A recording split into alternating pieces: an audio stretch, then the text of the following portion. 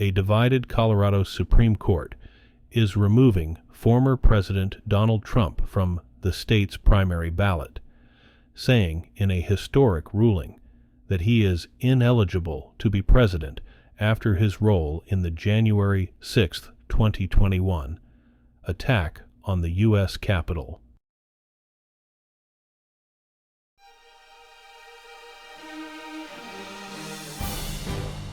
Today is Wednesday, December 20th, 2023, and this is the Dunkley Report.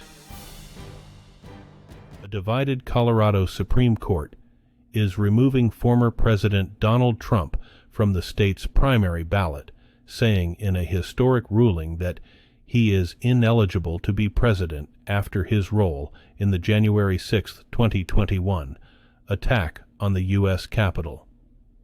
The ruling Tuesday marks the first time in history that Section 3 of the 14th Amendment has been used to disqualify a presidential candidate. Trump's campaign spokesman called it a flawed decision and said they will appeal it to the U.S. Supreme Court, which has never ruled on Section 3. The provision forbids those who engaged in insurrection from holding office and was used mainly after the Civil War to keep former Confederates out of government.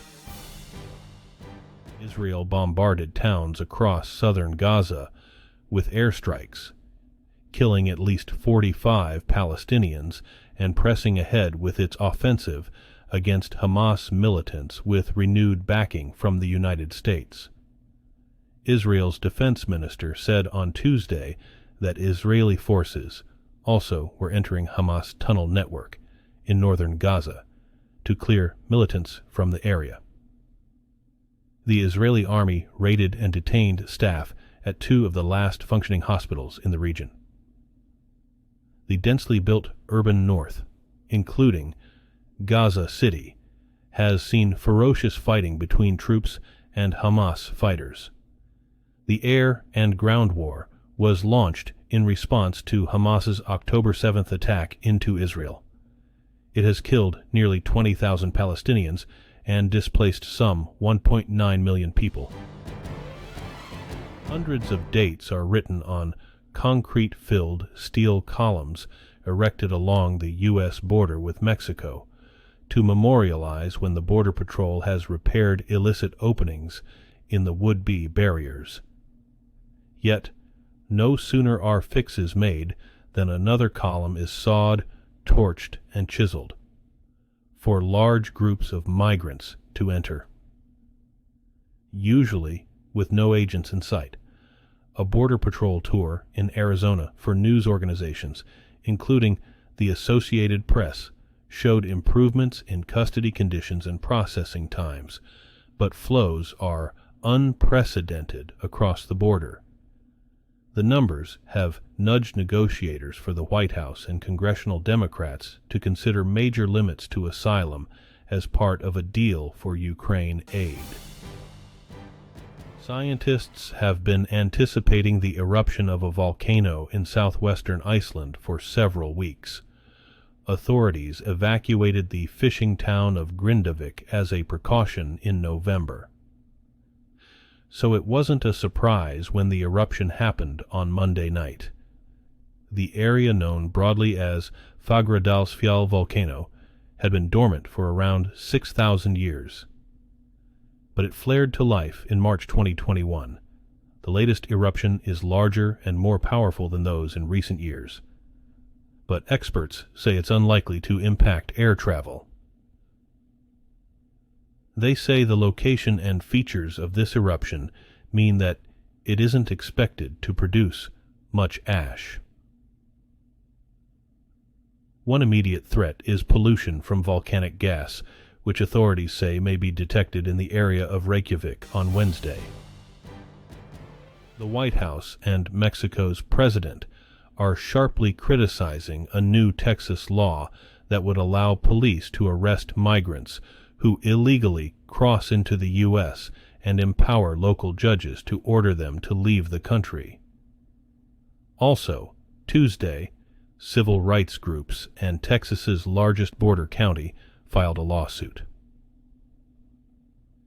It came less than 24 hours after Republican Gov.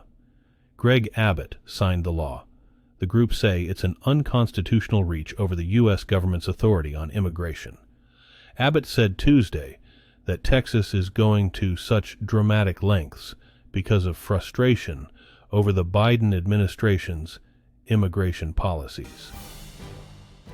Ukrainian President Vladimir Zelensky says he's certain the United States will make good on its promise of further billions of dollars for Kiev to continue its fight against Russia.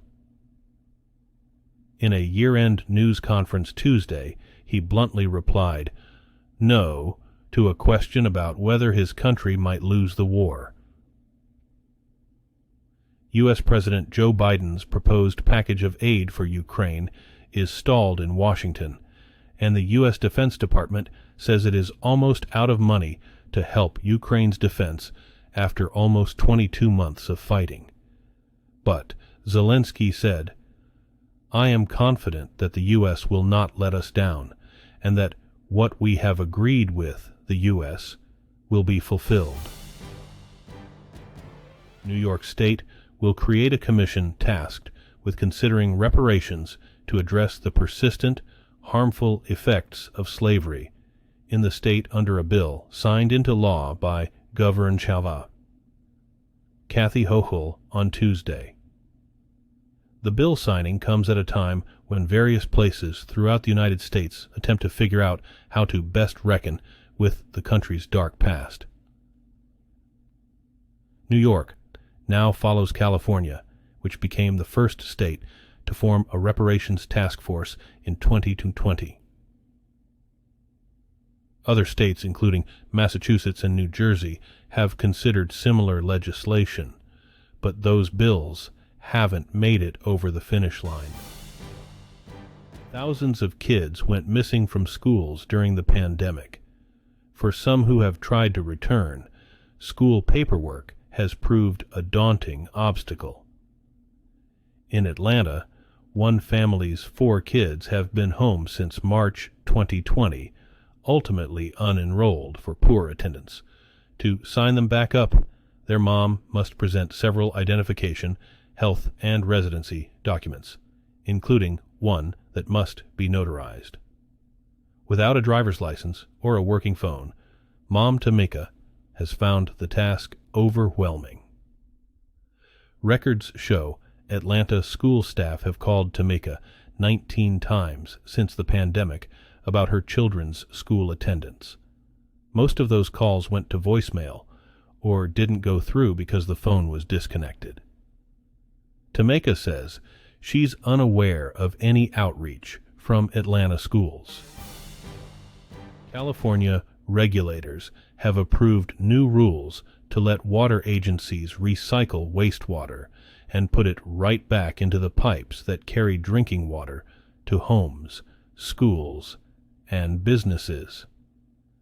Tuesday's approval marks a big step for a drought-prone state that has struggled for decades to secure reliable sources of drinking water for its more than 39 million residents. California now becomes only the second state, after Colorado, a year ago, to approve such statewide regulations, and Tuesday's vote was heralded by some of California's biggest water agencies, which all have plans to build huge water recycling plants in the coming years.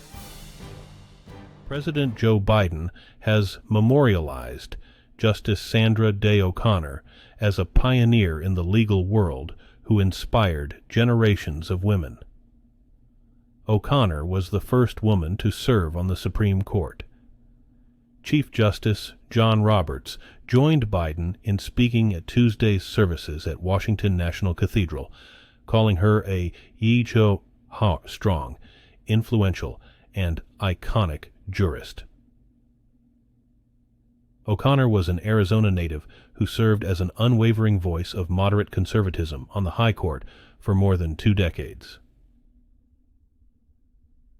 The rancher's daughter was nominated in 1981 by President Ronald Reagan and came to wield considerable influence on the 9-member court. O'Connor retired at age 75 and died December 1st in Phoenix. Today's news was reported by the Associated Press.